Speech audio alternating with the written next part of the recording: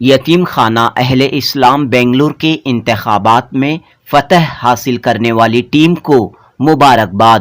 C M میں شاخ رائچور ضلع کے صدر محمد عبداللہ اقبال منیار کی جانب سے مبارکباد۔ محمد عبداللہ اقبال منیار نے امید ظاہر کرتے ہوئے کہا کہ یتیم خانہ اہل اسلام بنگلور کے لیے دوبارہ منتخب ہونے والی مجلس منتظمہ ملت اسلامیہ کے نونہالوں اور یتیموں کی سرپرستی و رہنمائی کا کام احسن طریقے سے انجام دے گی۔ پیش ہے جنوبی نیوز کی رپورٹ۔ بسم اللہ الرحمن الرحیم۔